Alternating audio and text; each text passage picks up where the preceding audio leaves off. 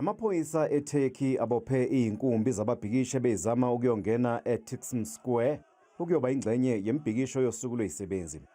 Ihhovisi lemeya yase-Istanbul belivumele ukuthi imbhikisho ye-May Day ibanjelwe kwesinye isifunda, kanti ebibanjelwe kwezinye indawo ibihlonzwe njengengekho emthethweni. Bangaphezu kwama-35 abantu ababoshiwe.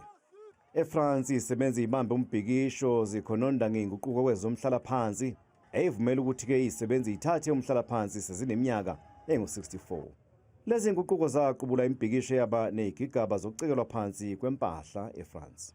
ESouth Korea izinkumbi zezisebenzi ibuthane eSeoul iphoqa ukuba kwenziwe ngcono amalungelo azo kanye nezimo zokusebenza. Lezi zisebenzi ithe lo mbuthwano uyisendlalelo sesiteleke zawo sangoNtulikazi sokuphikisana nemigomo yezisebenzi kahulumeni wase-South Korea.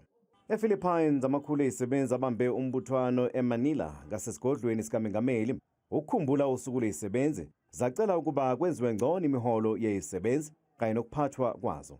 Usuku lwezisebenzi emhlabeni nolwaziwa ngeLabor Day kwamanye amazwe lubungazwa ukuhlonipha izisebenzi nokuqhakambisa ubumqoka beyinhlangano ezimele izisebenzi.